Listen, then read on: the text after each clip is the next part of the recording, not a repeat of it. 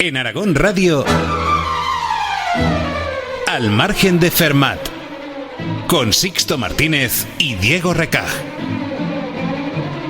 Así han empezado las pruebas de acceso a la universidad. Más de 300.000 estudiantes se enfrentan a estos exámenes de 90 minutos durante las próximas bien conocidas como selectividad en prácticamente así afrontan la mayoría de los 270.000 jóvenes lo que cuenta con una estructura, unos nervios, apuntes y una nota que determinará el futuro académico de muchos alumnos y alumnas.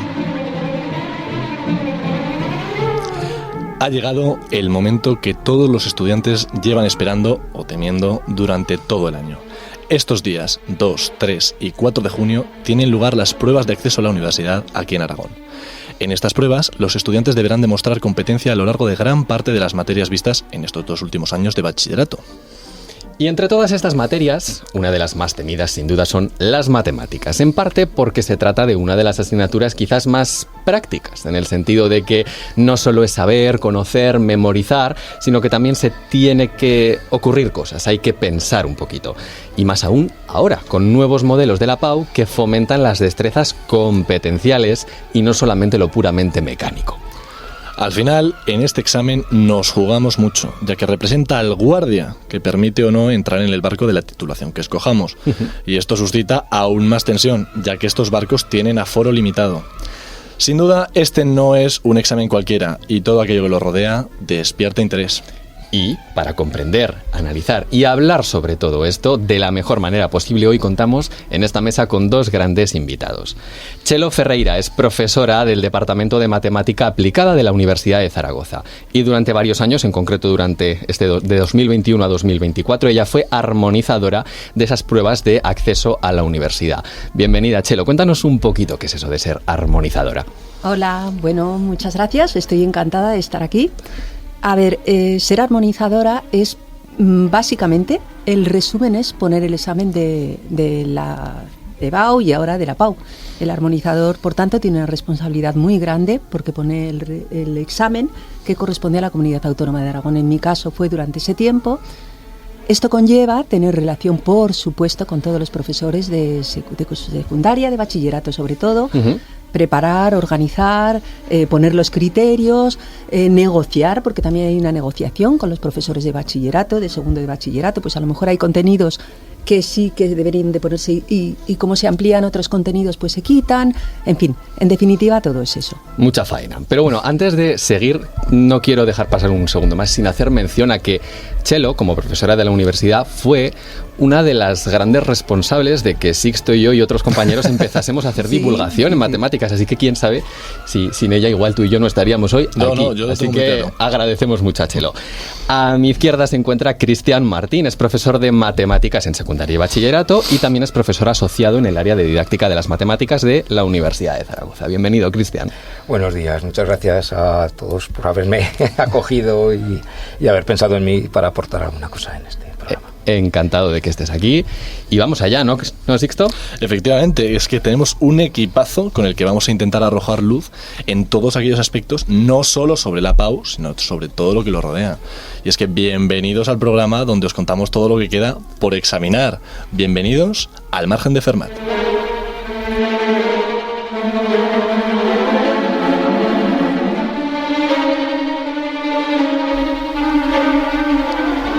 Y bueno, es que cada año la PAU cambia, más o menos, pero cambia con respecto al año anterior. Lo que bajan las faltas de ortografía, los temarios exactos que entran, la opcionalidad entre las preguntas. Por cambiar, cambia hasta el nombre. Bueno, la hemos llamado selectividad, la hemos llamado EBAU, con la V y con la B. Ahora la llamamos PAU. ¿Cómo la llamaremos en el futuro? No se sabe, pero lo que sí que se sabe es que actualmente el cambio fundamental y más temido es la introducción de, lo digo despacio, la competencialidad, que se entiende de alguna manera como esa capacidad de no únicamente memorizar las fórmulas y los teoremas matemáticos, sino ser capaces de reconocerlos en contextos reales y aplicarlos de manera no tan estrictamente mecánica. Para entender mejor esto tenemos un tercer invitado, no aquí en plató, pero sí que tenemos ahí, a Sergio Martínez. Él es profesor del área de didáctica de las matemáticas y parte del equipo de la Diputación General de Aragón que confeccionó el currículo de matemáticas actual en el que se incluye este nuevo enfoque. Así que vamos a ver lo que nos ha contado Sergio sobre la competencialidad. Dentro vídeo. Bueno, pues desde la última reforma curricular, después de la LOMLOE, aparecen en todas las asignaturas el concepto de competencia específica y se pretende que hacer matemáticas, aprender matemáticas, gire en torno a una serie de procesos que definen el quehacer matemático, qué es realmente hacer matemáticas. La resolución de problemas, la conjetura y la prueba, hacer conexiones dentro y fuera de las matemáticas, representar ideas matemáticas y comunicarse con las matemáticas. La PAU debería acercarse a estas competencias o proponer tareas que tengan que ver con estos procesos. El alumnado tuviera que realmente modelizar y resolver problemas relativamente complejos, tenga que razonar, tenga que conectar distintas ideas de las matemáticas y tenga que utilizar diferentes formas de representación de los conceptos matemáticos. ¿Qué sucede? Pues que la CRUE, la Conferencia de Rectores de las Universidades Españolas, hace un documento para intentar unificar los criterios para elaborar las pruebas de la PAU en las distintas universidades, y digamos que dentro de Matemáticas 2 redefine, dentro de las matemáticas en la PAU, redefine lo que es para ellos la competencialidad. Y en vez de centrarse en estos procesos que aparecen en el currículo, define o intenta definir un ejercicio competencial como aquel que tiene un contexto, tiene un estímulo, hay un contexto realista detrás del ejercicio, y las matemáticas se aplican para intentar resolver una situación dentro de este contexto. A la vez, en el último documento que elabora la CRUE, también proponen una competencialidad más intramatemática, digamos, ejercicios que tengan que pensar el alumnado, que no sean ejercicios de aplicación directa. Y entonces se centra en estos dos aspectos. Por un lado, ejercicios con contexto, con estímulo, con un contexto realista, y por otro, ejercicios en los que de alguna manera haya que pensar, sea lo que sea que significa eso. Bueno, pues ahora que ya sabemos un poquito mejor qué es eso de la competencialidad y cómo se trata, tú, Chelo, desde tu perspectiva de armonizador, aunque ahora mismo ya no lo seas, ¿crees que realmente está cambiando la manera en la que se afronta, se pregunta, se evalúa las matemáticas? Y en cualquier caso, ¿qué opinión te genera? ¿Te gustan más estas pruebas que las de antes? Pues vamos a ver, si me gusta más o no, no puedo decírtelo porque tenemos que ver qué pasa en un futuro. Quiero decir, todavía no tengo una muestra suficiente para ver si me gusta. Pero lo que sí que me gusta, y tengo que decir que me parece importante el introducir la competencialidad como una de las partes básicas de la ley educativa actual. Me parece importante, pero bueno, me ha parecido, por ejemplo, que Sergio hablaba de redefinir, que como que la CRUE redefinía ese concepto. Entonces, no sé si es que parece que hay ambigüedad en ese concepto o no, pero vamos, tal y como yo entiendo la competencialidad en el sentido de que es preparar al estudiante para que sea capaz de, dada una situación real, implementar, formular un problema matemático que resuelva esa situación real y que luego sea capaz de valorar si esa situación es adecuada, que eso es muy importante, es validar tu solución. Me parece fantástica la competencialidad. ¿Cuál es el problema fundamental que yo ahora veo? Pero claro, tenemos que ver qué es lo que ocurre. Que tiene, igual sacrificamos el rigor, aunque luego sí que es verdad que deberíamos de hablar un poco del rigor matemático, igual sacrificamos el nivel académico al que deberíamos de aspirar hablando de las matemáticas. Ese es un problema. Y otro problema que veo que aún me preocupa bastante más en términos de lo que es la PAU es la ambigüedad evaluativa. Quiero decir, ¿cómo evaluamos la competencialidad? Eso es lo que más me preocupa. Al no tratarse de unos ejercicios mecánicos donde esto está bien o mal, sí o sí, no puedes evaluar de la misma manera que evalúas un examen normal. Hoy por hoy yo lo veo como un problema serio. Es un reto. Es decir, es un reto, desde luego. Lo que sí que tengo que decir es que en la universidad se está trabajando mucho en este aspecto. Los armonizadores de matemáticas actuales están trabajando mucho para diseñar problemas competenciales, para ayudar a los profesores de bachillerato a tener un nivel requerido en cuanto a, no sé, o tener un material sobre el que trabajar. Yo sé que el esfuerzo que han hecho ha sido tremendo, la verdad. Bueno saberlo. ¿Y tú, Cristian, cómo lo ves desde el otro lado, desde la perspectiva del docente? Claro, la legislación que tenemos en secundaria lo que nos deja claramente es que cuando trabajamos los distintos sentidos, el sentido numérico, los contenidos matemáticos, lo tenemos que hacer movilizando una serie de ejes competenciales, que son esos que decía Sergio. Sí. Eso es lo que te dice el currículum, ¿no? Lo que tenemos que hacer. A partir de ahí, ¿qué es lo que se hace realmente, ¿no? Hablabas del rigor y, bueno, pues el rigor pues muchas veces se pierde dentro de una aula de matemáticas, pero está en el propio concepto de la matemática misma a nivel usuario.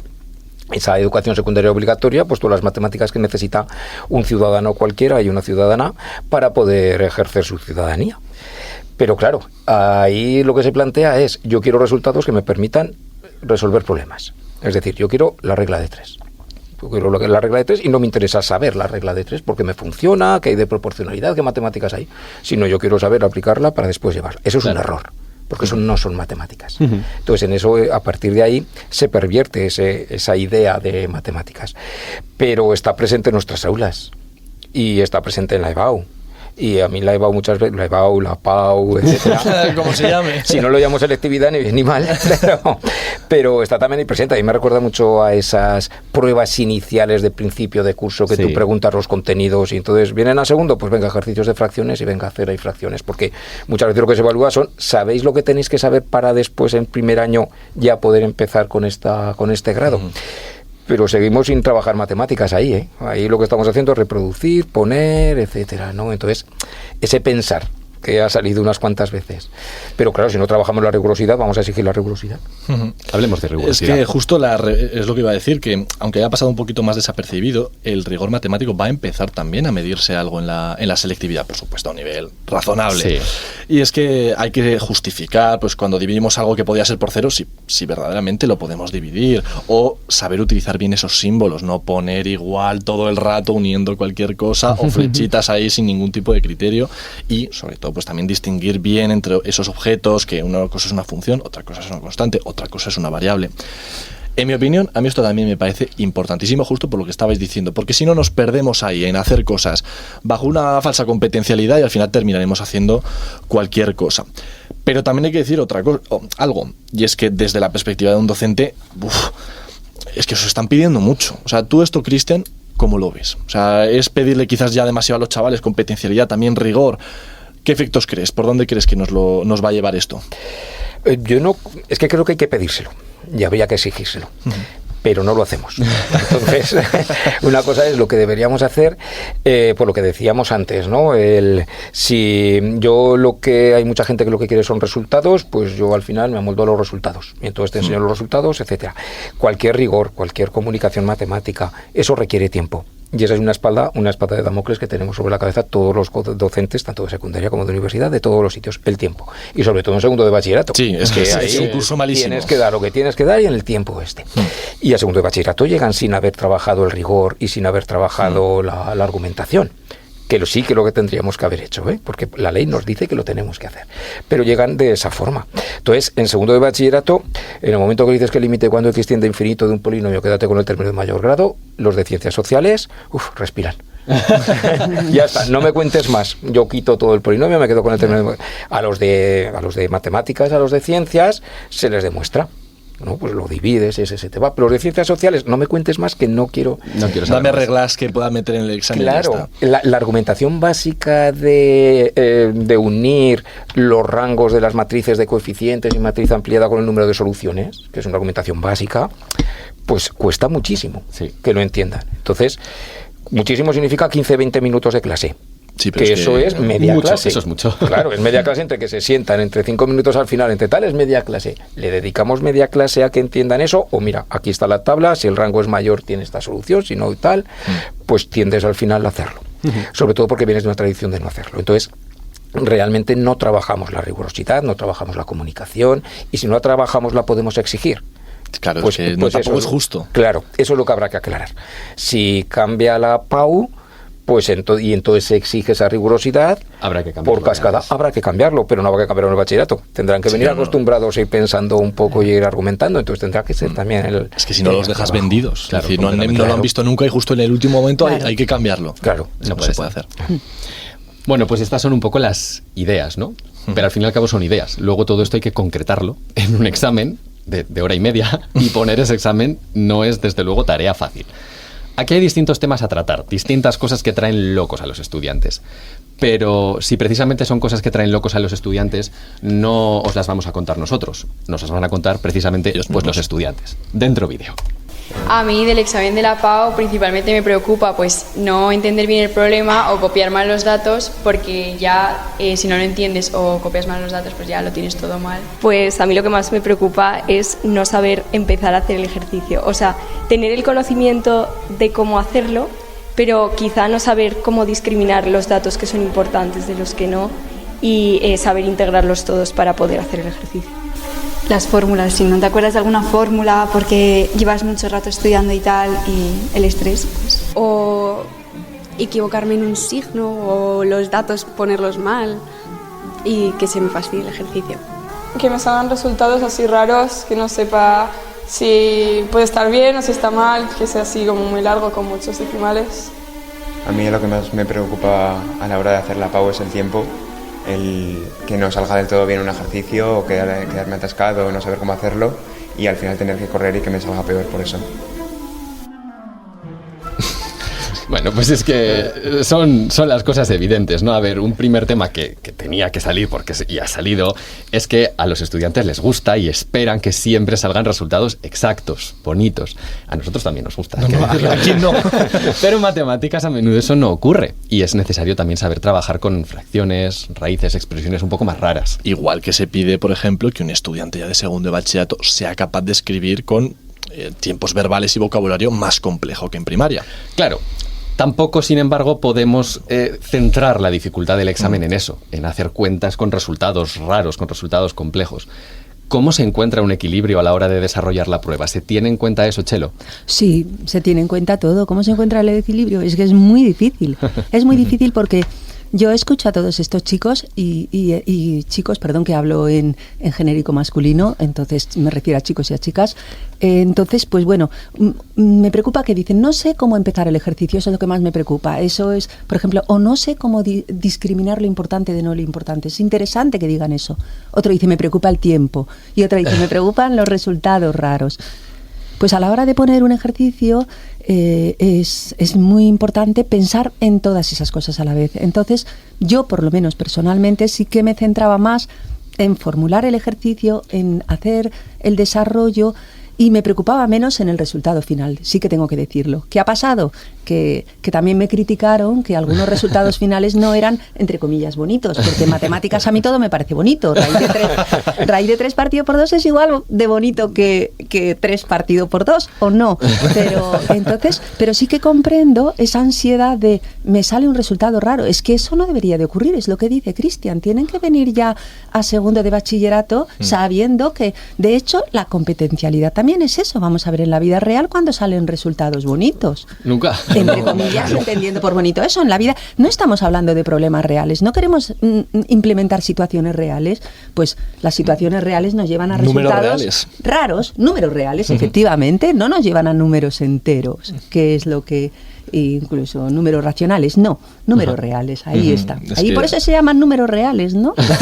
Entonces, pues bueno, es muy difícil y esto a mí me llevaba mucho quebradero de cabeza cuando después de diseñar muy bien un problema, pero yo me preocupaba, sobre todo, no me preocupaba por el resultado, sí que tengo que decirlo. Era lo último que me preocupaba. Lo que me preocupaba era que saber plantearlo, saber ir desarrollándolo, que dentro del desarrollo hubiese ciertas competencias que vas evaluando, pues no sé, a la hora de calcular un límite que no sea trivial y que luego el resultado salía a raíz de 3 partidos, no pasa nada, que salga elevado a -3, pues no pasa nada. Yo es cierto que eso no me preocupó mucho, pero sí que fui en algún momento criticada por eso, o sea, sí que es cierto que hay un punto. Hay tensión. Hay tensión. Es que otra cosa que también a muchos les molesta, también lo han dicho ellos, y es que es algo que yo he oído muchísimas veces y vosotros como docentes lo tendréis que haber escuchado, vamos, infinitas. Y es esta típica frase de: es que esto no se parece a ninguno de los ejercicios que se han visto en clase. Sí, y yo aquí tengo que hacer una aclaración, una reivindicación, y es que la cuestión es esta: en matemáticas el énfasis debe estar en tener la capacidad de resolver problemas matemáticos, no en cantar como un lorito el problema tipo que ya no sabemos casi hasta de memoria, cambiándole un poco los números. Es que hay gente que se lo sabe como poemas, como el cantar del mío Cid, pues cojo el numerador, lo pago sobre... Es que eso no son matemáticas. Por eso los exámenes, y esto lo enfatizo, no deben ser preguntas que ya se han visto exactamente igual en clase. Pero ahora bien, también un poco... Defendiendo al estudiante. Hay que ser razonables. No se puede pedir que en un examen de hora y media, además en el que los chavales van muy nerviosos, se pida que hagamos virguerías. Hay que encontrar, de nuevo, pues un equilibrio entre que el examen no sea calcado de clase y sea algo que, sin más, pero también que sea algo que, si hemos trabajado y la materia, aunque no sea eso mismo, también se nos pueda ocurrir. En este caso, Chelo, te vuelvo a preguntar a ti. De nuevo por ahí, ¿cómo haces un poco para pensar en algo que digas, vale, que no sea un problema que digan, lo ha copiado de un libro, pero tampoco que sea un problema que digas, es que a este chaval habría que darle el premio Nobel? ¿Cómo se encuentra? ¿Qué criterios se utilizan para saber si un problema es bueno?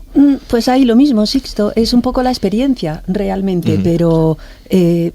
a mí no me gusta bajar el nivel y no me gusta subirlo, entonces me gusta un nivel adecuado.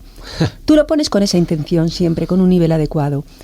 Una vez que lo has puesto, afortunadamente los armonizadores no estamos solos. Tenemos una persona en el equipo de armonizadores que es una persona de segundo, que ha impartido las matemáticas en segundo de bachillerato y en lo conoce desde exactamente, dentro. Que lo conoce desde dentro. Entonces esa persona, para mí, además yo tenía una relación fantástica con ella, era una mujer, una profesora de instituto, era la primera que me decía, pero Chelo, ¿dónde vas? ¿Dónde vas con ese problema? Y entonces decía yo, sí, tan complicado, pero hombre, no, esto no lo va. Y ella enseguida... Y entonces yo me dejaba aconsejar muchísimo por ella. Y en todos los sentidos. También me decía, oye, que esto es una chorrada, esto lo tienen que saber hacer. O sea que sí que hay una conexión directa, armonizador, estudiantes de bachillerato. Vale. Y pensad que estamos en continua relación con ellos, o por lo menos esa es nuestra intención. Estamos a su disposición, como fue en mi caso y como ahora lo son mis compañeros, a su disposición durante todo el curso. Nos pueden hacer preguntas. Oye, tengo, por ejemplo, hay una cosa que les trae... o que nos trae de quebradero, es un quebradero de cabeza, que es convexo y que es cóncavo. ¿La sonrisa o la cara triste? Pues estas cosas, todos los años la misma pregunta. Oye, quiero decir, ¿estamos en continua relación o eso es lo que pretendemos? Yo no sé si en el pasado fue así, pero desde luego, desde que estoy yo, siempre ha sido así y creo que en esa línea. Sí, yo soy muy positivo. Sigue siendo así. Es fundamental. Y bueno, tú, por ejemplo, Cristian, que estás quizás en la otra cara de la moneda, tú sí que sientes que se respeta ese, por decirlo así, o alguna vez te has sentido que tú has preparado a tus alumnos de una determinada manera, luego has visto el examen y dices, ay, pobrecillos, les han hecho una jugada o algo. Hubo un año que además era un curso que le tenía mucho cariño porque los había seguido casi desde primero de la ESO hasta segundo de bachillerato, algunos les había dado. Y la forma del examen fue la que cambió. Estábamos acostumbrados pues a ejercicios como muy concretos, resuelve este sistema, etcétera, y entonces en ese examen de pronto lo que apareció fue contexto. Ya no te ponían resuelve este sistema, sino te lo escribían y entonces tú sacabas el sistema. Algo que no habíamos trabajado tanto, y aquello fue un drama. Creo que igual fui yo, ¿o qué? No lo sé. Yo creo que sí. A mí me pega eso mucho de mí, poner el de texto. Fue algo que no se había trabajado tanto y que de pronto apareció. No. Del oficio. Posiblemente por fechas no, Bueno, respiro. Y aquello fue un drama, porque alumnos que iban bien en matemáticas, pues después todas aquellas notas bajaron mucho. repente se vieron, ¿No lo sabíamos? Pues bueno, nosotros sabíamos los contenidos que entraban y dentro de los contenidos que entran nadie nos había dicho que iba a ser... Es que el error es ese, y perdóname, Cristian, que te interrumpa, que no lo supieseis. Es que eso yo sí que no lo puedo concebir, quiero decir.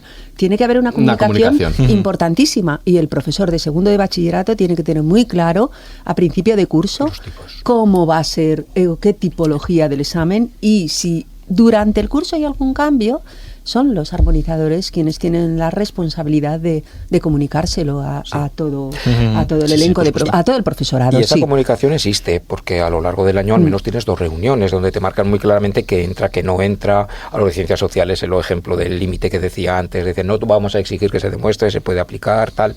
Entonces están las cosas muy claras. En contenidos, pero claro, en la forma tampoco te lo van a decir. Entonces, pero sí que ahí yo eché de menos alguna pista.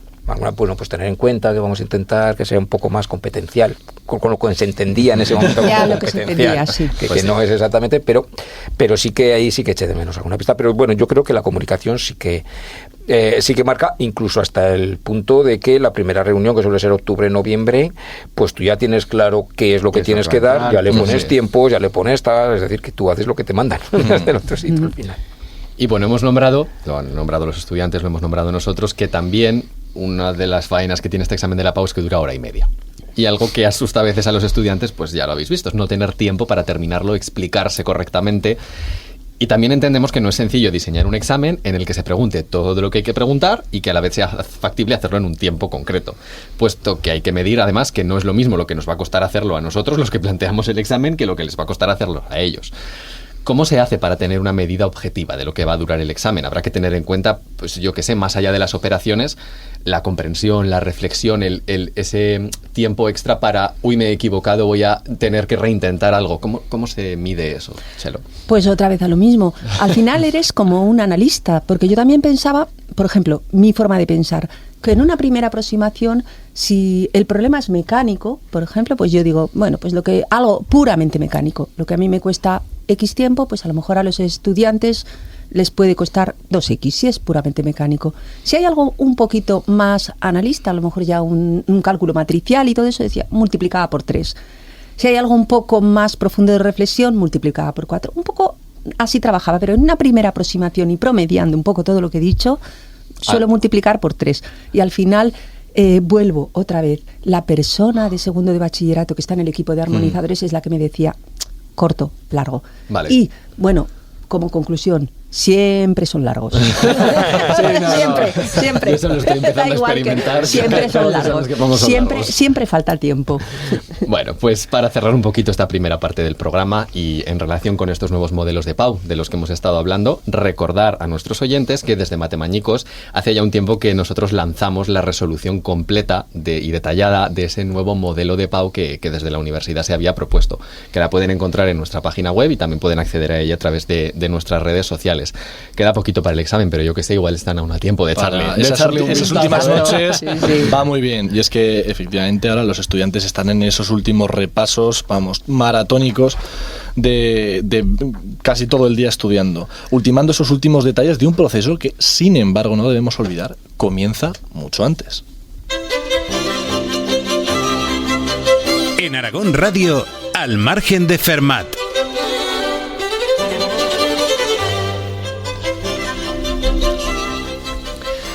Y es que todos sabemos que el proceso de preparación de la PAU se extiende a lo largo de los 2 años previos a los años de bachillerato. De ellos también depende la nota final de acceso. Y lo repetimos mucho, pero es cierto, la PAU comienza en el momento en el que arranca el bachillerato. Uh-huh. Y por eso mismo, y aunque nos pese mucho, el cómo se define la PAU determina cómo se define el bachillerato. Es algo que estábamos diciendo ahora mucho, ¿no? Ese armonizador que ya te organiza por completo el curso. Esto, a mi parecer, lo voy a decir así, es una pena. Porque el bachillerato es que nos hemos olvidado, es que parece que es el bachillerato, los 2 cursos antes de la selectividad, que no, es que son la última vez que muchos alumnos verán asignaturas generales, porque ya después van a su carrera, a su grado superior, a su formación, y ya no van a ver muchos de ellos ninguna vez las matemáticas. Y también es cuando más maduros se encuentran para poderles inculcar cosas un poquito más profundas que simplemente hacer ejercicios de, unas manzanas con no sé qué y ya está. Entonces, pero claro, la sombra de la PAU eclipsa todo eso. Y los alumnos, con razón, pobrecillos, que no les he hecho la culpa, lo que quieren son, como decíamos, cosas para el examen y poquito más. Y es que muchos de ellos sí conseguirán pasar el examen y conseguir entrar a la carrera que quieren, pero apenas se habrán llevado nada de esas materias, salvo cansancio y nervios. Es exagerado el número de personas que, matemáticas de bachillerato, qué mal lo pasé, cosas así. Por ser más concretos, yo esto es una cosa que hablo siempre mucho. Todos los chavales salen de bachillerato, sobre todo, bueno, científico sobre todo, pero el social también, sabiendo resolver bastantes integrales, que no está nada mal. Pero luego, ¿cuántos de ellos saben detectar situaciones donde hay que usar una integral, por sencillas que sean, independientemente de lo complicada que sea la integral? ¿Cuántos son capaces de plantearlas? Al final, lo que hay que darse cuenta es que no les ha cambiado la forma de ver el mundo. Simplemente se acordarán de ellas como un mal trago que tuvieron que pasar, pero no se habrán permeado, que es lo verdaderamente importante. Todo eso, independientemente de que luego la vayan a usar, que luego es verdad que sí, el que es matemático, pues luego ya tendrá tiempo de aprender a usarlas, pero también es un poco triste haber invertido tanto tiempo de tu vida en algo que luego lo recuerdas simplemente como un mal trago. Pero esto es mi opinión y ya está. Es decir, aquí tampoco quiero yo condicionaros. Tú, por ejemplo, Cristian, ¿qué opinas de esto? ¿Consideras que el bachillerato está un poco desperdiciado por culpa de la PAU? Un poco no. Está completamente. El bachillerato, tienes razón en lo que decías, empieza en primero de bachillerato. La PAU empieza en primero de bachillerato. Muchas veces cuando empezamos en ese curso decimos, primero de bachillerato es el año de sacar nota. Y así tu media te sube. Claro. Segundo de bachillerato es el año de sufrir, examen tras examen, aprobarlos todos, sacarlo y venga la nota de la selectividad. Pero segundo de bachillerato, desde que yo estudiaba, era un año que estaba preparado para superar con la mejor nota posible la selectividad. La PAU y la selectividad, en mi caso. Sí. ¿Qué significa eso? Es un año que va dirigido a darte los recursos para que saques buena nota. Y los recursos algorítmicos, las fórmulas, decía a mí una de las cosas que más miedo me da, una de las alumnas que teníamos, era olvidarme de la fórmula. Y pasa algo porque en una PAU les demos las fórmulas. Claro, bueno, cambiaría mucho, pero darle las fórmulas y obligarlos a pensar. Que tampoco pasa, sería otra perspectiva distinta, sí, sería otra PAU, ¿no? Pero claro, el nivel de conocimientos que tienes que meter en la cabeza para aproximarte a un examen, más la hora y media, más lo que te juegas, pues te provoca mucha inseguridad. ¿Y cuál es la única forma de intentar apaciguar esa inseguridad? Haberlo trabajado mucho en clase. ¿Eso qué significa? Que en clase, en el momento que el armonizador y la armonizadora te dice esto entra, estudiamos esto, y el resto se aparta. Y si hay tiempo y hay interés y nos quedamos a algún recreo, claro, pues ya demostraremos algo, ya hablaremos. Pero eso también es un poco triste, permíteme que te lo diga, porque al final un poco lo que estás haciendo es penalizar al pobre que tiene interés. Es decir, o sea, yo tengo interés en matemáticas, yo me tengo que quedar en el recreo. Sí. Al final pierdes a mucha gente que pues igual no descubre, porque mucha gente llega luego a esto y que dice, es que no sé qué quiero hacer. Y digo, normal que no lo sepas. Es que yo con las matemáticas que dicen bachillerato, a mí no me hubieran gustado. Yo no hubiera dicho, uy, me quiero meter. A mí me gustaban por otras cosas que hacía aparte. Entonces, ¿a cuánta gente no estamos perdiendo? Quizás porque lo que ven no es lo que gusta, ni tampoco es lo que representan esas materias. Tú, por ejemplo, también eres divulgadora. Es que esa diferencia, quiero decir, yo creo que la peor manera de introducir para que a alguien le gusten las matemáticas, y todas las materias en general, es como se dan en bachillerato. Es lo que más quema al alumno. Es verdad. Pero muchos estudiantes, por lo menos yo pienso que dicen, ¡buf! Yo odio las matemáticas. A mí la profesora Noa me hizo odiarlas. Yo esto lo he oído, el profesor Noa me hizo odiarlas. O sea, era algo... Es tan importante el profesor, la profesora, de verdad, en secundaria, sobre todo en secundaria. Yo creo que en secundaria es clave para no perder a tanta gente. Para no perder a tanta gente, porque yo creo que los profesores de secundaria, bueno, admiro mucho su labor, es muy dura, pero un profesor de secundaria de matemáticas es muy importante, es fundamental, sí. Bueno, y como bien decíamos antes, recientemente los exámenes de PAU están cambiando. Hemos hablado de la competencialidad, hemos hablado del rigor. Todo ello hace que preparar bien a los estudiantes, esa labor de los profesores de secundaria, sea un desafío y a veces no sabemos exactamente cómo afrontar todos esos cambios. Respecto a eso hemos querido también hablar con nuestro compañero Sergio Martínez. Dentro vídeo.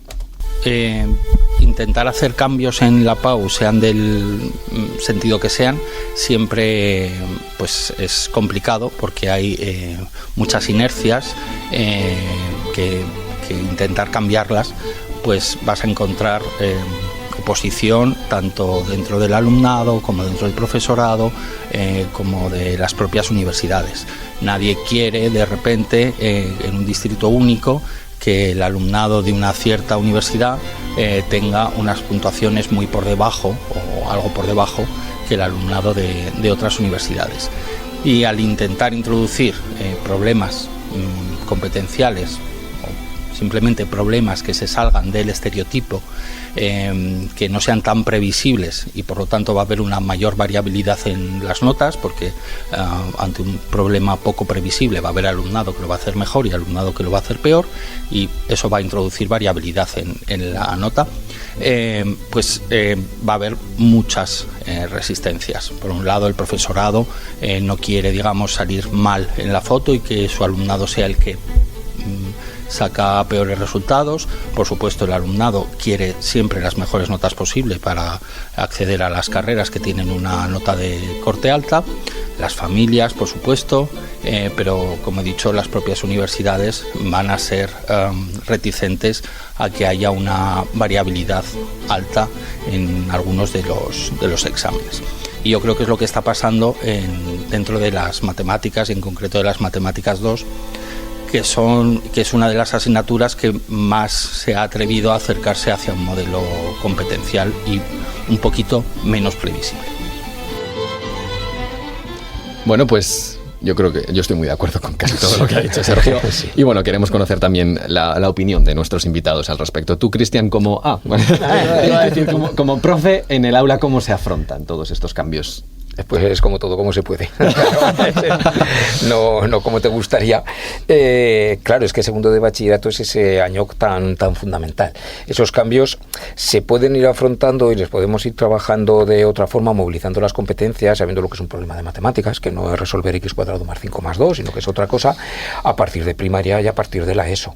De tal forma que llegarán al segundo de bachillerato y a bachillerato, pues con una dinámica de enseñanza-aprendizaje de matemáticas mucho más distinta. Exacto. Por otro lado, también tienes la presión de la PAU y el nuevo cambio en la PAU. Eso, por un lado, ayuda también, porque lo tienes que cambiar. Entonces, en el momento que los criterios de la PAU a través de la armonizadora están más claros, pues tú puedes intentar ese cambio. Claro. Pero claro, esos cambios están en una dinámica y es muy difícil romper esa dinámica. Por parte del alumnado, que supone romper lo que es el contrato docente, es decirles, mira, todo lo que habéis hecho hasta ahora no vale. Hay que pensar de otra forma, tener los problemas se encaran de otra forma. Matemáticas es ese miedo a no saber cómo empezar el problema, que decía otra de las alumnas. Eso es matemática, eso es lo que hay que trabajar. Claro. ¿No? Claro, ese medio en las facultades ocurre, ¿no? ¿Cómo me enfrento al problema? Porque una vez que lo he iniciado ya lo sé hacer. Claro. ¿Por qué tenemos que hacer hincapié? Te pongo un problema y resuélvelo. Y ya está. Claro. No te digo cómo se resuelve, resuélvelo. Y ya seguiremos trabajando con eso. Pero claro, por un lado, eso te ayuda, pero con una dinámica del alumnado. Entonces es complicado porque por parte del profesorado también, pues es un año de mucha presión. Hacía Sergio referencia a una evaluación, pero es que es una de las veces que tú tienes una evaluación externa. Sí. Y el centro tiene una evaluación externa, es que tus alumnos sacan mala nota y tú te sientes mal como docente. Y el centro se siente muy mal también, porque joder, ser uno de los centros que está peor, pues ya me dirás tú a mí, ¿no? Entonces ahí, por un lado el profesorado siente la presión, por otro lado está acostumbrado a dar clases de otra forma, entonces pues eso, como se puede, ¿no? Yo creo que ayuda que la PAU tenga los criterios claros y que el armonizador los transmita, y a partir de allí ir trabajándolos y a la vez darle la vuelta al proceso de enseñanza-aprendizaje que se está haciendo desde primaria hasta llegar al bachillerato. Por supuesto.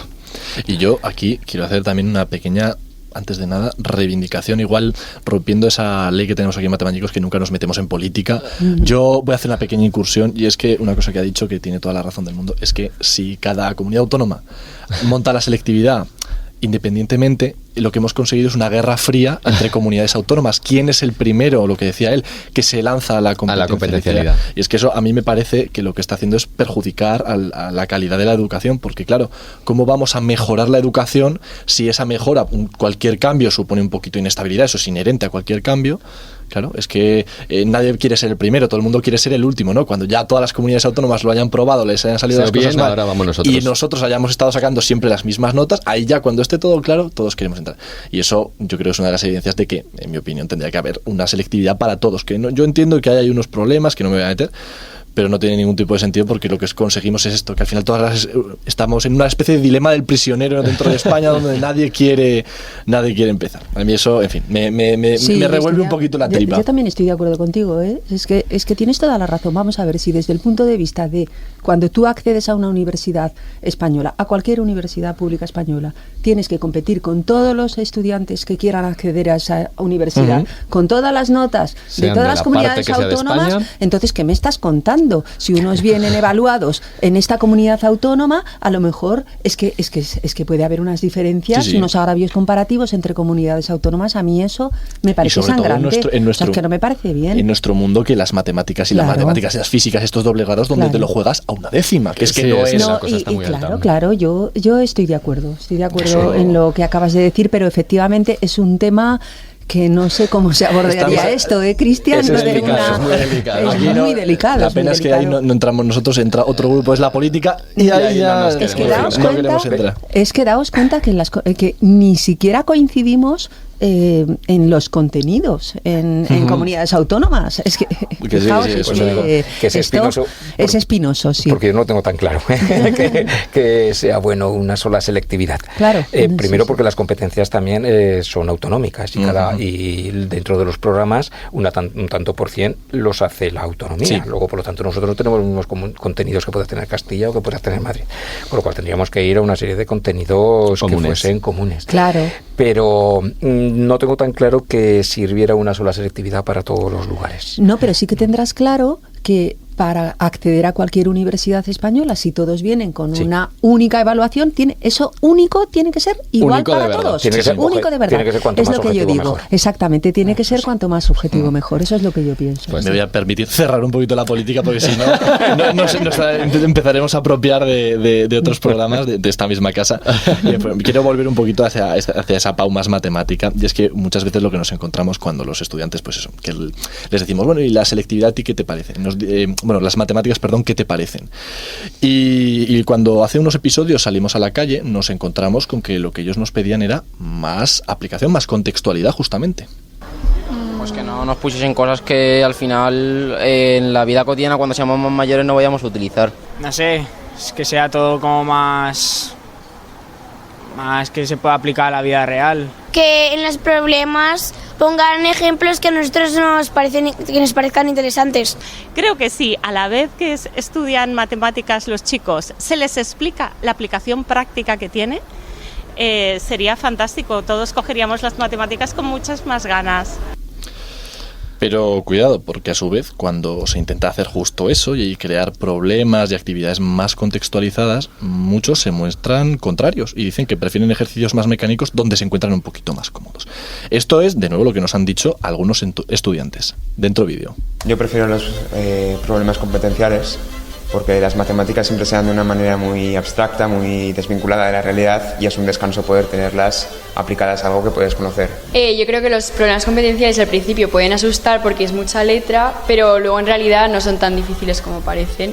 Lo mismo, o a veces incluso más fácil que un ejercicio puramente abstracto. A mí me parece que están bien los problemas competenciales porque así es como que se hace un poco más ameno, pero también es verdad que si son muy largos, a veces te lías un poco. Para mí están bien, ya que acercan las matemáticas a lo que sería la realidad, pero sí que es verdad que hay alguno que el enunciado es bastante largo y quizá te cuesta más leer el enunciado que luego hacer el problema. Hay veces que tal y como están redactados se te complica bastante a la hora de sacar los datos y crees que hay que hacer una parte, pero realmente es otra cosa. Entonces yo creo que tendría que estar mejor redactados o especificar realmente lo que quieren, porque algunos profesores tampoco no saben realmente que hay que hacer algunos ejercicios. Bueno, es evidente que las matemáticas están presentes en muchos aspectos de la vida cotidiana y hemos de beneficiarnos de eso para enriquecer la enseñanza. Pero también hay que asumir una cosa, quizás volviendo hacia ese pasado, ¿no?, de clases magistrales de una determinada manera, y es que para aprender bien una técnica, bien sea resolver ecuaciones, calcular derivadas o integrales, hay que enfrentarse a muchas hasta mecanizar los métodos, que hacer una derivada no nos suponga un drama. Pero por supuesto, de nuevo, estamos todo el rato hablando de equilibrios. Aquí de nuevo hay que encontrar un equilibrio entre los dos enfoques, un poquito de competencialidad, pero tampoco perder que los chavales pues sepan hacer al final las cuentas. Y esto a mí no me parece nada fácil. ¿Cómo se intenta hacer esto en las aulas? Es decir, hay profesores que prefieren no mojarse nunca con la competencialidad y siguen anclados en hacer las cosas como siempre. Yo, por ejemplo, te pregunto a ti, Cristian, ¿tú crees que hay algún profesor que dice, mira, esto no va conmigo, yo he dado las clases toda la vida de una manera y las voy a seguir dando así hasta que me jubile? Sí. Sí, claro. Muchos. Es que, claro, hay una cosa, el sesgo del superviviente. Hay una parte del profesorado que te puede decir, hombre, pues la educación tradicional tan mala no será cuando a mí me ha servido. Ya. Y a mí, vamos, fue de lo más clásico que me dieron, y yo al final hice una licenciatura y ahora soy docente, con que tan mal no será. Entonces, se vuelve a juntar otra vez todo. Por un lado, esa idea, ¿no?, de que tan mala no será. Por otro lado, el miedo a afrontar nuevos retos, a salir de esa zona de confort. Es complicado gestionar un aula. Entonces, el miedo a que el aula se te vaya. Claro, es distinto que yo de la clase, que vosotros estéis callados, que lo copiéis, mandamos ejercicios, dedicamos un poquito de revuelo a que se explique y después lo comprobamos, a deciros, venga, este problema por grupos 4, irlo solucionando. Y mi labor como docente es pensar qué problema te pongo, qué secuencia te pongo, institucionalizar el conocimiento matemático que ha aparecido allí, o llegar al extremo, entre comillas, del Art Thinking Classroom, donde tú tienes a los alumnos trabajando por pizarras y hay un problema común y que cada uno resuelve, se mueve de una pizarra a otra. Claro, ahí la clase tú ya no la controlas. Es mucho más fluida. Es mucho más fluida, es mucho más movida, hay mucho más follón, hay mucho... Entonces, el miedo, la falta de formación. Yo ahora cambio mi forma de ver la docencia y mi forma de dar clase. ¿Por qué? Pues porque he tenido la suerte de participar dentro de la Facultad de Educación en la didáctica de la matemática, y te cambia y encuentras muchas cosas, pero por supuesto. Pues hacías lo que podías, leías un poco, pero te hace falta mucha formación. Entonces, todos esos elementos, el tiempo que decíamos antes, etcétera, hace que muchos profesores estén anclados en la forma que ellos han recibido, en la clase más tradicional, en la que yo explico, vosotros reproducís, en el libro de texto que me lo llevo a todos los sitios y entonces lo sigo de arriba abajo, por todas esas cosas, pero es muy complicado. Yo a veces esto de la educación matemática lo comparo con los idiomas. Cuando yo estudiaba, a mí venía la profesora de inglés y de francés una vez al mes con un radiocassette que lo ponía, se oía más la cinta que se oía tal, y claro, cuando preguntaba ¿habéis entendido? Se montaba un griga y que para qué, porque aquello no entendía. Y entonces dábamos mucha gramática y nada más. Eso no tiene nada que ver con lo que hacen ahora. Claro. Ha cambiado completamente esa forma. Pues eso es lo que tenemos por delante en la competencia matemática. Gradualmente ir cambiándolo. Hablaremos ahora un poco de eso también, de los libros de texto que has nombrado. Pero antes de eso, un gran enemigo de este cambio hacia la competencialidad es la inestabilidad con respecto pues a lo que unos profesores dan, lo que se va a dar los próximos años. Y es que si nos reíamos antes de lo de los nombres de las pruebas de acceso, lo de las leyes ya es otro nivel. La LOGS, el ALOC, el ALO, el ALOMCE, el ALOMLOE. A ver, volvamos a meternos un poquito en política de alguna manera, sin tapujos. ¿Qué opinamos de esto? ¿Son necesarios tantos cambios? O mejor dicho, ¿tanto cambio aporta de verdad tanta cosa nueva? No sé. Bueno, a mí esto me parece terrible. Es que ahora, y yo de política, la verdad es que no entiendo mucho, no es que sea una persona aficionada a la política, pero la educación, es que no nos damos cuenta de que la educación, para mí, es uno de los pilares básicos de la sociedad. Por favor, es que la educación es importante. Por favor, señores, siéntense a pensar y a decidir qué hacer entre una... Yo tengo me da la sensación, en mi ignorancia, y perdonadme, que el cambio de una ley a otra siempre hay una tensión ahí entre igualdad, exigencia, nivel, ¿qué hago? ¿Subo el nivel pero entonces sacrifico la igualdad? O que no sé, yo creo que hay unos básicos que todos los gobernantes deberían de poner esos básicos pues por delante, sí, efectivamente. Sí. Pues igualdad, inclusión, oportunidades para todos, que sí. Y a partir de esos básicos, oye, que haya pequeñas ligeros cambios, pero esto es horroroso. Yo no sé, Cristian, yo creo que está más en contacto, pero a mí me parece esto que no nos ayuda en nada como sociedad. Bueno no es. Eso por supuesto que bueno no es.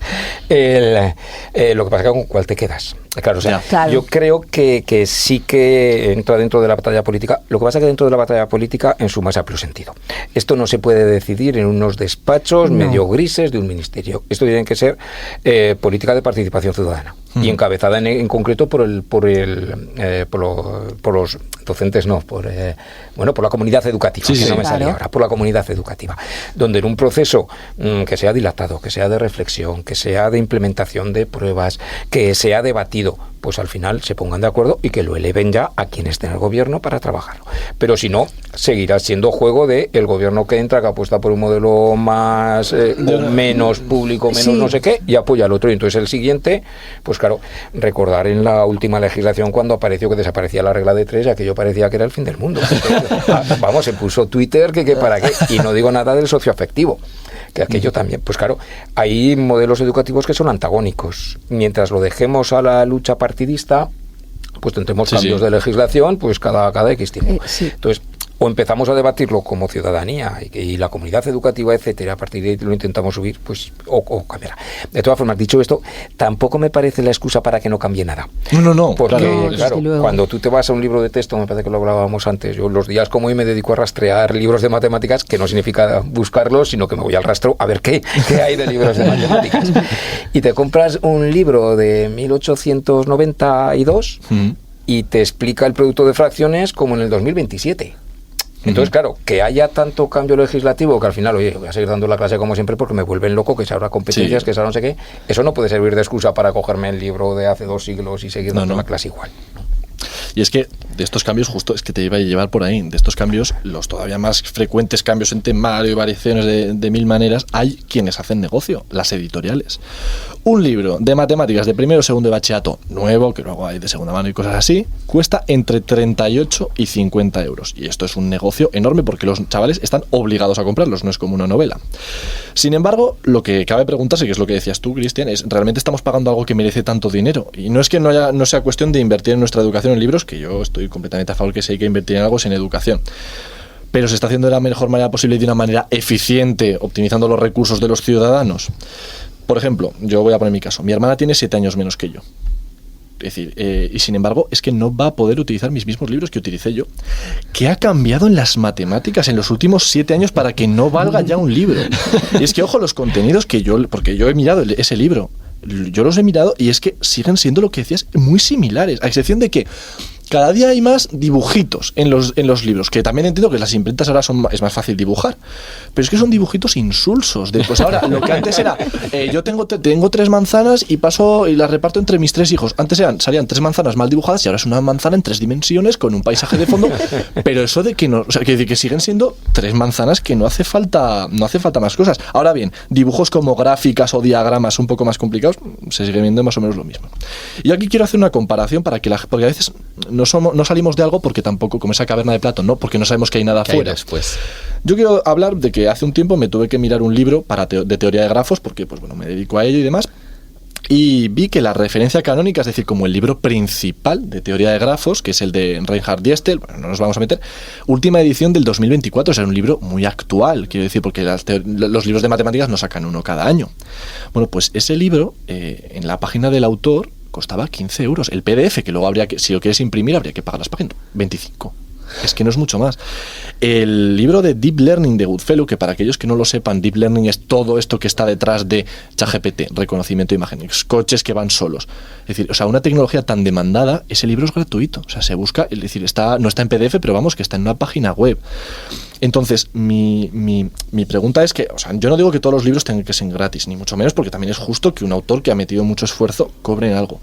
Pero mi pregunta es, o sea, ¿tiene sentido que para algo que no hay que hacer nada nuevo, porque es decir, explicar que es un vector, que es una integral, que es una derivada, ya está hecho en 1000 lados, realmente vale como un libro académico del último nivel? Y lanzo aquí una propuesta más que una pregunta. ¿No se podría realizar un libro abierto, un PDF que estuviera colgado en la página web de cada una de las universidades de referencia o en el ministerio o donde sea? Un libro, abierto, público, escrito por profesionales de la docencia que pudieran haber estado contratados 1 año por la universidad, algo así. Es decir, siendo que tenemos una educación pública, que es pública, ¿qué sentido tiene que para tú entrar en una educación pública te tengas que dejar una fortuna en libros? ¿No sería más fácil tener unos libros que además se pueden ir actualizando con las leyes?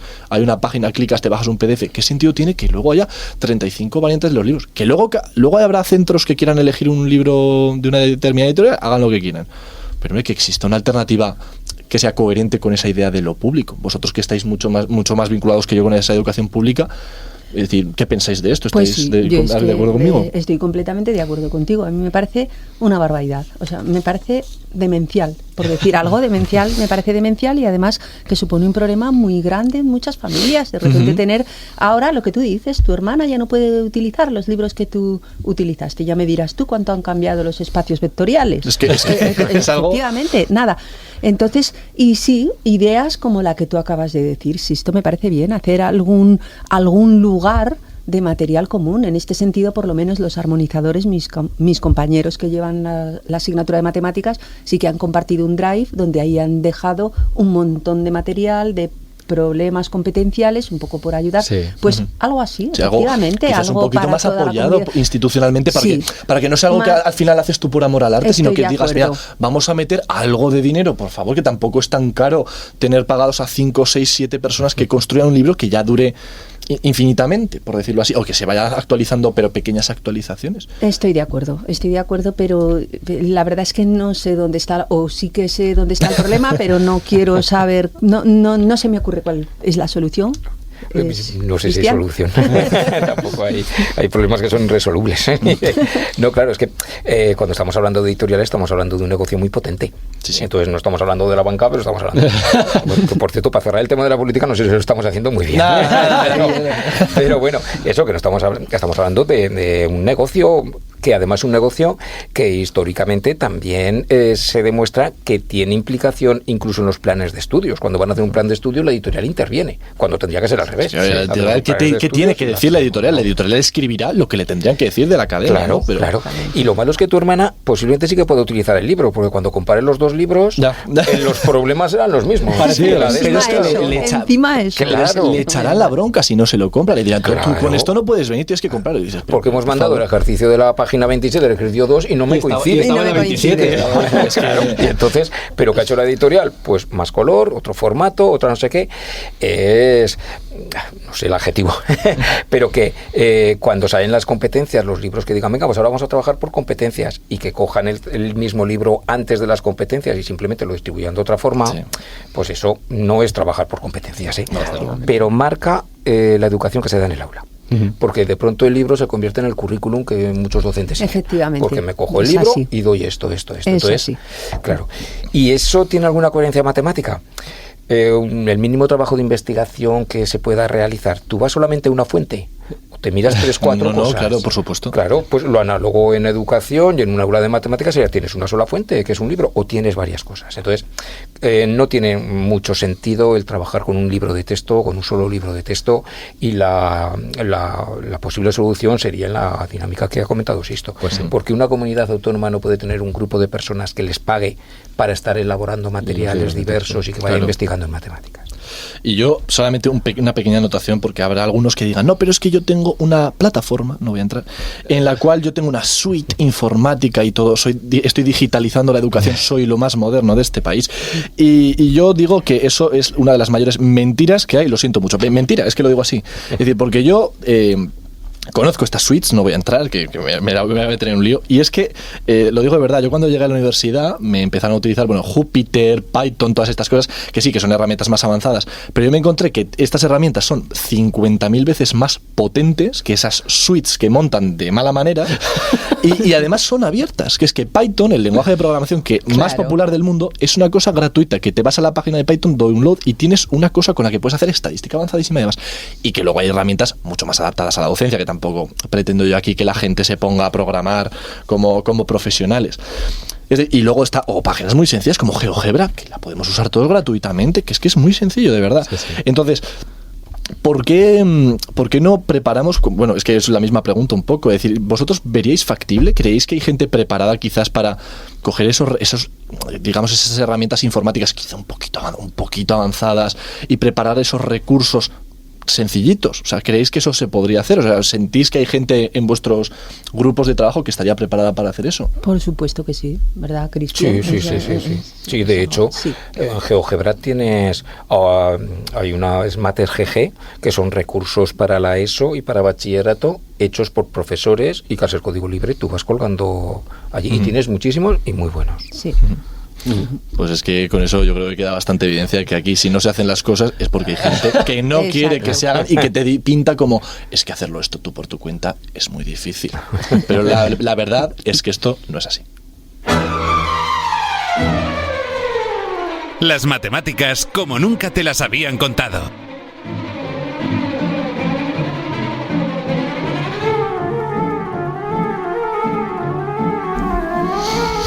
Y bueno, ya para ir cerrando un poquito este programa, aunque aún nos queda un poquillo más, la PAU sabemos que es sin duda el final, el gran final de una etapa, pero no hemos de olvidar que también es el inicio de otra. Y es que, como decíamos antes, muchas veces el bachillerato termina siendo un entrenamiento para la PAU. ¿Pero qué hay después de la PAU? Pues bueno, habrá una carrera, habrá un grado, habrá lo que sea, ¿no?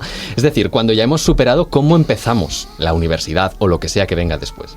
Algunos profesores de la universidad son bastante críticos con la preparación del bachillerato y se quejan abiertamente de que muchas veces les toca suplir cosas que ya deberían venir sabidas de antes. Tú, Chelo, por ejemplo, ¿cómo crees que llegan los estudiantes de primero a la universidad? ¿Echas en falta algo en la preparación que se les da? Bueno, pero es que ese discurso es el discurso de toda la vida de siempre. ¿O no? Es que yo creo que eso también, seguro que mis profesores de la universidad me dijeron lo mismo. Estos han llegado y no saben nada. Entonces, tenemos que adaptarnos todos. Tenemos que adaptarnos en bachillerato y también tenemos que adaptarnos en la universidad. Es verdad que sí, que yo no llevo mucho tiempo en matemáticas, pero sí que es verdad que mis compañeros, sobre todo por mis compañeros, que sí que notamos menos conceptos que antes sí que se sabían. Por ejemplo, las relaciones trigonométricas, que es algo que dices, pues oye, ya en primero de matemáticas ya no se sabe tanto. Y en segundo, a lo mejor las derivadas inmediatas, pues no son tan inmediatas ya, quiero decir. Sí que es verdad que he notado un poco de cambio, pero que por otra parte he notado también otra apertura mental, más flexibilidad, unas mentes más flexibles y más abiertas a otro tipo de aprendizajes, por ejemplo, que son cosas muy positivas. Veo pues cosas positivas y cosas negativas. Y una cosa que sí que he notado, está un poco al margen de las matemáticas, pero quiero decirlo, sí que he notado que los estudiantes vienen con menos habilidades de afrontamiento. Esto sí que me preocupa. Me preocupa muchísimo. Me preocupa mucho porque ahora me encuentro muchos estudiantes que tienen ansiedad en los exámenes, que tienen situaciones que antes yo no veía. Y entonces esas menos habilidades de afrontamiento, esa frustración. Lo iba a decir, ¿sabes? Es que en las matemáticas va mucho de lidiar con la frustración. Bueno, aquí todos hemos estudiado matemáticas. Claro. Y precisamente a raíz de eso viene también mi siguiente pregunta, y es que habrá mucha gente que esté pensando o quiera estudiar matemáticas en el próximo curso. ¿Qué consejos daríamos? ¿Qué recomendaríamos a esos estudiantes en cuanto a su preparación? Bueno, yo muy breve, simplemente que te gusten mucho las matemáticas y que sepas que es un grado en el que hay que trabajar mucho y que hay que acostumbrarse a que las cosas no te van a salir bien desde el principio. Y entonces, pues ese es un poco ir ganando en esas habilidades de enfrentarte a... Pero vamos, es un grado maravilloso. A mí me parece muy bonito. Sí. Sí, completamente de acuerdo. Sobre todo que estén a gusto haciendo matemáticas. Cualquier grado, cualquier cosa, licenciatura que hagan, cualquier grado superior, les va a costar esfuerzo, trabajo, frustración, alegría, pero que estén a gusto haciéndolas. Decías tú que nos hemos frustrado haciendo matemáticas, yo muchísimo. Todos. Pero yo recuerdo mucho también y tengo muy presente cuando me emocionaba porque algo me salía. Claro, es que es la mejor sensación del mundo. Eso es lo mejor, pues que sientan eso. Si sienten eso, pues lo sacan. Pues adelante. Y por ser un poquito más concretos, unas pequeñas pinceladas, nosotros a veces decimos que te gusta hacer matemáticas, que encuentres de alguna manera satisfacción en resolver problemas que te estaban frustrando. A veces muchos chavales dicen, ¿y esto dónde lo encuentro? Es decir, porque te pones a buscar cosas de matemáticas y como te encuentres un libro de carrera, ahí no vas a entender nada y eso es frustración indefinida. Nosotros recomendamos decir, unas pistas a seguir, que es la matemática recreativa, que son problemas de matemáticas asequibles, sencillos algunos más y menos, pero pero que son entretenidos y ahí podemos empezar a ver si nos gusta resolver problemas o no. Recomendamos mucho al autor Martin Gardner en particular, y también las ediciones de desafíos matemáticos de la RESME. Y por último, una última recomendación, y es que aquellos que ya sepan que van a cambiar, hay un libro muy bueno, How to Think Like a Mathematician, de la editorial Cambridge, que cubre justo ese salto de pues ver un poquito, vale, el lenguaje lógico, que no has visto por lo general nunca nada, tal, pero eso ya es un libro no es tanto de ver si me gustan, sino ya me gustan, vamos a empezar vamos a calentar para la carrera un poquito. Y bueno, puede que, claro, habrá otros profesores de otras asignaturas que estén pensando, claro, a la carrera de matemáticas llegarán los alumnos con menos base quizás de la que llegaban antes, pero es que a las demás también estarán llegando, claro. Y esa misma queja se trasladará a profesores de cualquier otra disciplina. Es cierto, por ejemplo, que en otros países, en el bachillerato, en ese, bueno, como sea que se llame, en esos últimos años previos a los estudios superiores, hay quizás una mayor optatividad a los alumnos que de alguna manera puede que los esté enfocando a ciertas carreras para prepararse un poco mejor para ellas. ¿Tú, Cristian, por ejemplo, esto lo ves algo positivo o crees que puede suponer también un problema? Yo creo que ahora la optatividad que existe es suficiente, vale. Pero hay que pulirla. O sea, a mí, por ejemplo, que ahora los que vayan hacia sanitarios puedan hacer primero de matemáticas, ciencias y luego pasarse a la de ciencias sociales, pues no me parece mal, tal y como están planteadas esos grados. Otra cosa es que esos grados tendría que tener más carga de matemáticas, y entonces hay que hacerlo por otro sitio.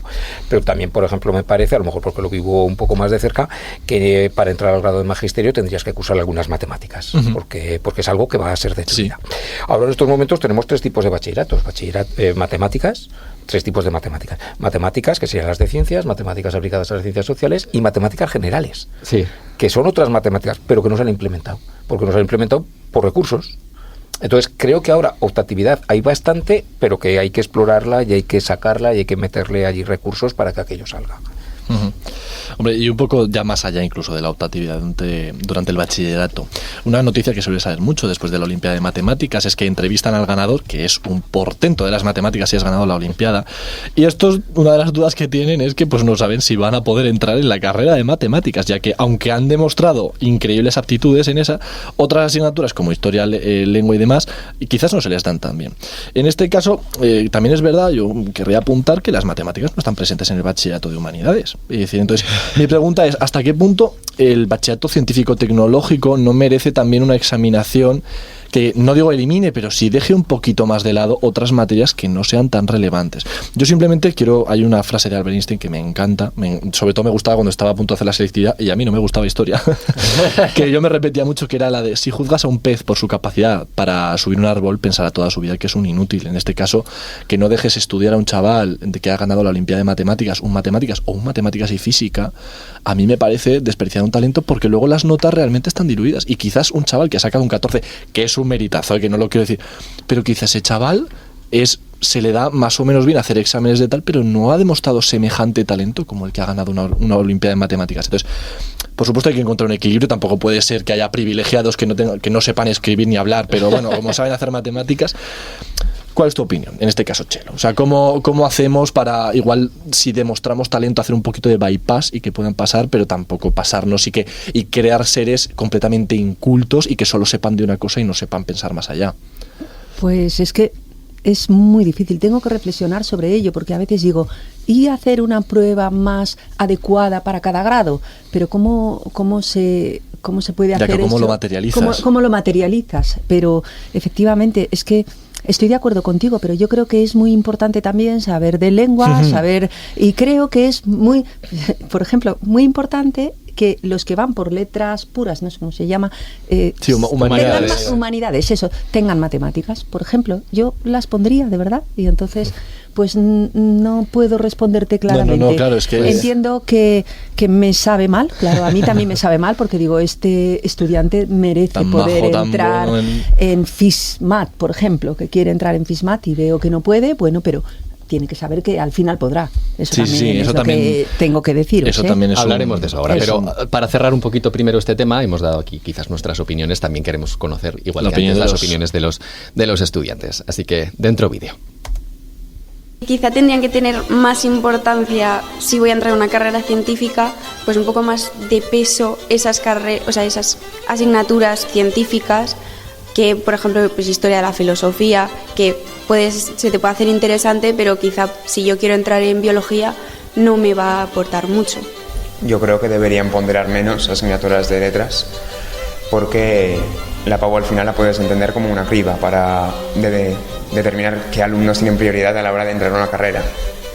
Cada asignatura que añadas a la PAU será un criterio nuevo, pues para entrar a esta carrera, imagínate una ingeniería, tendrá prioridad el que mejor se le dé la física o las matemáticas, pero con asignaturas como lengua o historia no añades muchos criterios que puedan ayudar a la carrera, solo carga de trabajo.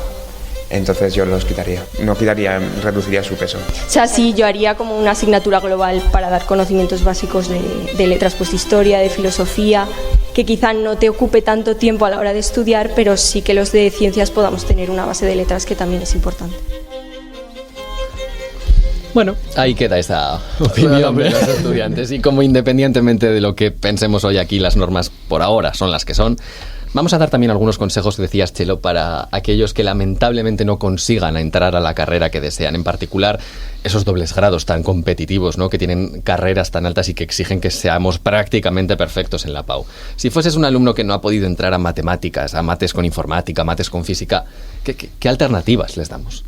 Bueno, pues yo creo que hay alternativas. Lo que tienes que hacer es, en mi opinión, yo le aconsejaría, busca el grado en el que puedas entrar más afín a aquello que es lo que tú quieres hacer. El más afín. Entonces, si, por ejemplo, no has podido entrar en FISMAT, pues entra en matemáticas. Entra en matemáticas, si no, pues en física. Y luego puedes pasar al grado que tú quieres hacer. A veces, en estas situaciones, resulta que luego ya no cambian, sí, porque les gusta, porque han descubierto una cosa que no sabían, pero que no se frustren por eso. Quiero decir, hay que seguir, hay que insistir en lo que tú deseas estudiar, que puedes conseguirlo. Es lo que yo les diría, vamos. Sí, completamente de acuerdo. Completamente de acuerdo. Y además es que es verdad que cuando tú estás en segundo de bachillerato, pues piensas mucho en los grados, en los títulos, pero a lo mejor sin hacer FISMAT, tú puedes hacer matemáticas y te puedes dedicar a estudiar luego implicaciones de matemáticas con física, y hacer una tesis doctoral. Luego no está tan compartimentado. No, esto es solo para matemáticas, solo para matemáticas. Exactamente. Y bueno, sin perder ese ojo crítico, muy crítico, a la metodología de acceso, nuestro tema principal es la carrera como tal, matemáticas. Y es que estábamos diciendo antes, Chelo, tú y yo, que somos unos forofos de la carrera de matemáticas, que es una carrera maravillosa, para mí la mejor carrera que existe, es que lo digo de verdad, aunque otros pensarán diferente, que están equivocados. Pero vamos a un poco materializar. Exactamente para ti, Chelo, ¿qué es lo que tiene la carrera de matemáticas que la distingue de otra, que la hace especial? Bueno, a mí es que hay una cosa que me encanta de las matemáticas, y es que yo creo que como trabajas con objetos que no tienen una representación inmediata, es decir, tú vas a hacer derecho y trabajas con leyes, son cosas que tienen representaciones, o estás en empresariales y trabajas con, yo qué sé, sociedades económicas, no sé, no entiendo nada, pero bueno, en las matemáticas, como estás trabajando con cosas que no tienen una representación inmediata, como son los espacios vectoriales, a ver qué es eso de un espacio vectorial, o yo qué sé, los grupos de Silo, o cualquier cosa, esto te forma muchísimo la cabeza. Es decir, es como si crease dentro de ti un sistema operativo brutal y muy preparado para luego descartar cosas en la vida. Quiero decir, no sé si me estoy explicando bien, pero te sí que explicando de maravilla. Está formando el sistema operativo que estás muy preparado para muchas cosas. También tiene un riesgo, es tal la abstracción que puedes tener el peligro de creerte que en la vida todo es abstracto, y no es así. Y no lo es. Está la parte humana, quiero decir,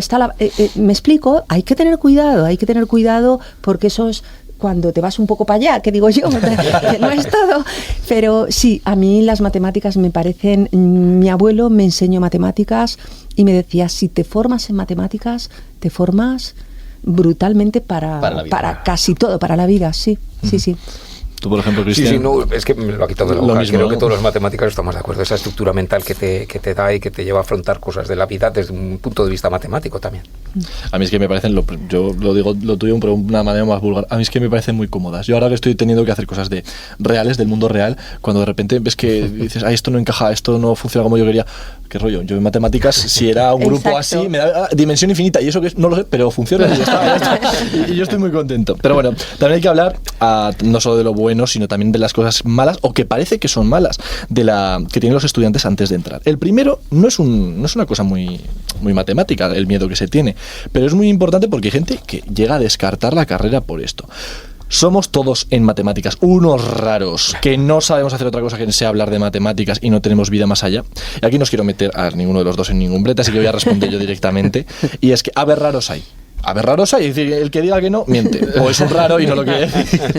Y comparados con otras carreras más, vamos a decir, normales, todos sabemos a qué carreras nos referimos, pues puede que haya un poquito más, ¿no? Porque es como que las matemáticas, al que es raro, le atraen. Dice, uy, yo voy aquí, que es como, parece que me voy a encontrar con los míos. Pero para nada son la mayoría. Ese mito hay que quitarlo. Por lo general la gente es muy maja. Yo quiero pensar que todos aquí nosotros somos majos, no sé. Somos normales. Efectivamente. Y se pueden forjar amistades muy buenas. No vais a perder esa experiencia universitaria, ni muchísimo menos. Todo lo contrario. Vais a encontrar personas con las que compartís aficiones más allá de las mates, pues jugar al fútbol, salir de fiesta, ir al cine, cosas así, con las que además compartís un interés profesional y luego, os lo digo así, es que os lo vais a encontrar en vuestro mundo laboral, que es que luego vas a trabajar con eso, vas a hacer las cosas así.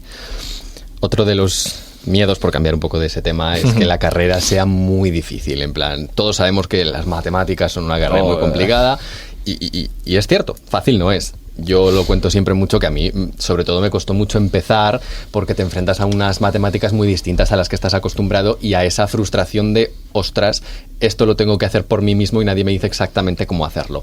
Yo creo que muchas veces las matemáticas sí son difíciles, pero poco a poco te vas acostumbrando. No estás solo ante ello, tienes a mucha gente que te ayuda, evidentemente los profesores también, todos esos compañeros que se van convirtiendo en amigos, y al fin y al cabo tu cabeza termina por hacer un clic y como decía Chelo, empiezas a ver ya no solamente las matemáticas, sino el mundo de otra manera.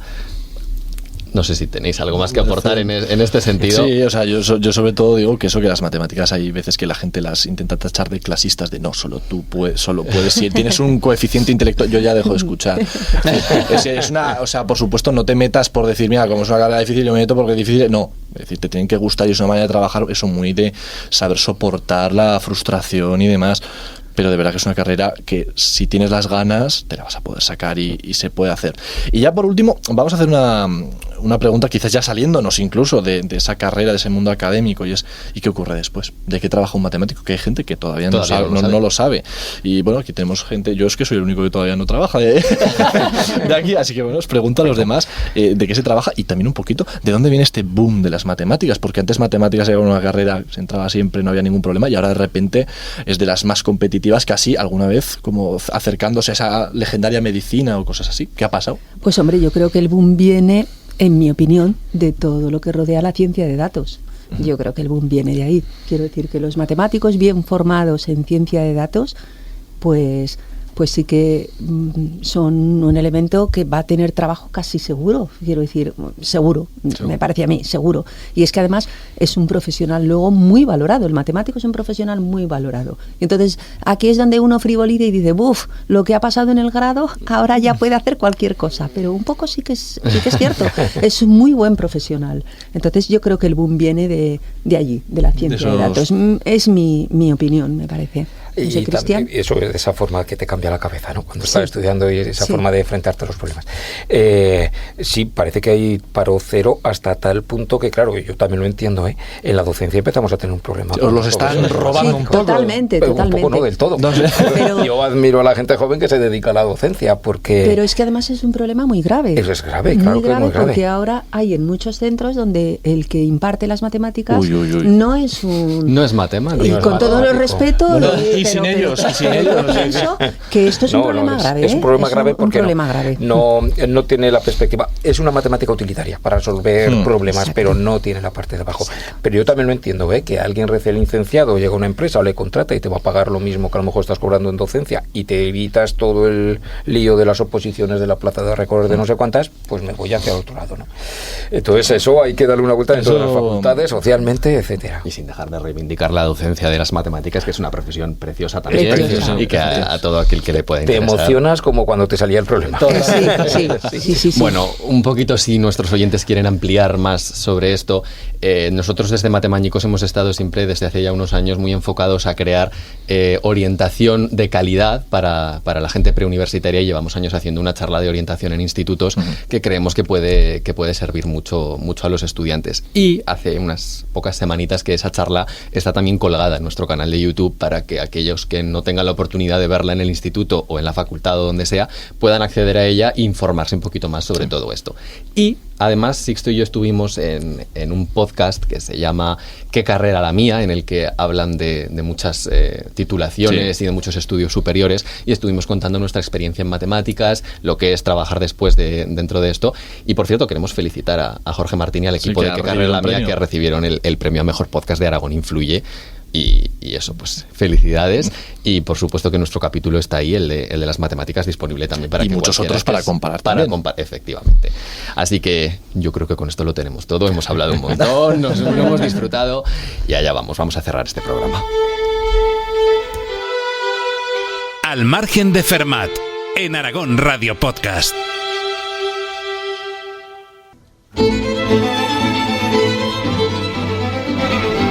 A nosotros, matemañicos, ya sabéis, siempre nos gusta que os llevéis a algo, que os cambie la manera de ver el mundo. Y aquí ese algo es precisamente esa mirada crítica hacia todo lo que rodea el proceso de entrada a la universidad, y en particular queremos hablar, después de todo esto y más allá de lo que ya hemos comentado, quizás sobre nuestra mirada crítica, nuestra propia opinión resumida, nuestros posibles cambios hacia este bachillerato, esta PAU. Antes de que respondáis vosotros a esto, vamos a ver una vez más qué es lo que han respondido nuestros estudiantes. Dentro vídeo. Pues yo creo que cambiaría que desde el principio de curso te están metiendo mucha presión con la PAU todo el rato, te están todo el rato recordando. Yo lo que cambiaría de bachillerato sería que esté menos orientado hacia la PAU. Más que nada porque eso limita mucho los contenidos que se pueden dar. Quizá reducir un poco el temario o, alargarlo no, porque no me apetece alargar el curso, pero reducir un poco el temario no estaría mal. Como tal, igual también no hace falta tener una gran selectividad como único examen. Puedes tener muchos exámenes pequeños a lo largo del curso, o que se cuente la nota del curso para ir a la universidad y no tengas que hacer una prueba. No veo por qué tiene que ser tan monolítico, que eso asusta mucho a los estudiantes, a mí incluido, que no hace falta eso. Yo lo que veo es que bachillerato al final está orientado a saber hacer la PAU, y que la PAU, no es un examen que mida tus competencias en matemáticas, por ejemplo, sino que tú haces ejercicios tipo para saber hacer ese examen. No es como que aplicas tus conocimientos, sino que aprendes a hacer unos ciertos ejercicios. Que esté más orientado hacia el razonamiento y menos hacia ejercicios. También se podría distribuir algo en primero de bachillerato, porque al final también segundo de bachillerato es un año importante para nosotros, porque es el último que estamos con los amigos, y creo que tendría que ser diferente para afrontarlo de manera más fácil. Bueno, pues ya lo estamos viendo, esa carga que supone la PAU produce un estrés grande en los estudiantes. Repartir el temario mejor, quizás incluso reducirlo, porque si nos enfocamos más hacia el razonamiento, como ya han dicho algunos de ellos y nosotros también, quizás no hace falta llegar a dar determinadas cosas, sino profundizar en otras y controlarlas hasta un punto que verdaderamente sepas cómo funcionan y sepas cómo aplicarlas. No sé, esta es la opinión de los estudiantes, la mía, no sé. Yo, por mi parte, tengo que decir que empatizo muchísimo, prácticamente, porque yo estuve hace poquitos años también por ahí, y yo lo siento mucho, porque sé que la selectividad lleva mucho trabajo, bueno, la PAU, ¿cómo se llama esto? Lleva mucho trabajo formarla, y yo sé que no hay mala voluntad por la inmensa mayoría de las personas que están involucradas en ello, pero lo siento mucho, yo empatizo mucho con los alumnos, porque yo me sentía que estaba, es decir, cuando estaba haciendo bachillerato, me habían puesto unos anillos, yo tenía que ir dando volteretas y saltando por ellos, que realmente yo lo que me hizo sentir matemático, que yo quería ser matemático, lo que a mí me orientó y a mí lo que me enseñaba a pensar muchas veces era lo que hacía fuera, lo que pues esa divulgación que yo cosas que igual me leía, y sentía pues eso, que cuando yo entraba en bachillerato yo tenía un objetivo muy claro, yo necesitaba una nota además. Entonces, ¿qué cambiaría yo? Pues yo haría la PAU más coherente con lo que buscamos con la educación, que es formar a las personas en que piensen, que sean capaces de tal. ¿Es difícil? Por supuesto. ¿Yo tengo la solución? No. Pero sí que sé que lo que tenemos que intentar es que un chaval, aunque vaya a hacer una carrera que no sea lo mismo, que lo poco que se lleve de matemáticas, para lo que es el universo de las matemáticas, que verdaderamente sea suyo, que no lo recuerde, que no simplemente sea algo que ha tenido que hacer y ya está, no, que lo poco que sabe verdaderamente sea algo que le haya cambiado como persona. Yo es que lo habéis dicho con unas palabras todo también vosotros y los estudiantes que han salido aquí, pues lo mismo. Yo creo que sobre todo que nosotros nos pongamos las pilas, los armonizadores, los profesores de segundo de bachillerato y un poco, y por favor los políticos que hagan algo por la educación. La educación es fundamental, entonces tenemos que formar personas, tenemos que formar ciudadanos, no tenemos que formar trabajadores, sí, pero no. Yo creo que nuestro objetivo es formar personas que aprendan a razonar y sobre todo, pues no sé, lo que me gustaría es quitar toda ansiedad, toda esa ansiedad, ese estrés, pero es que eso lo veo difícil de quitar, tal y como está y lo que supone la PAU, así que... Pues sí, y esa ansiedad es terrible, ¿eh? Hay problemas de salud mental en los alumnos de segundo de bachillerato y eso ya no depende, eso es social.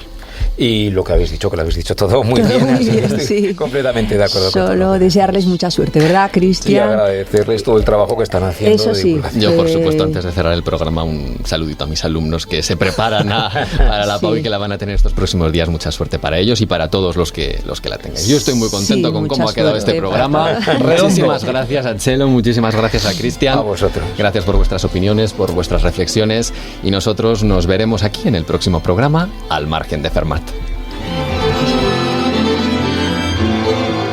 En Aragón Radio, Al Margen de Fermat, con Sixto Martínez y Diego Recaj.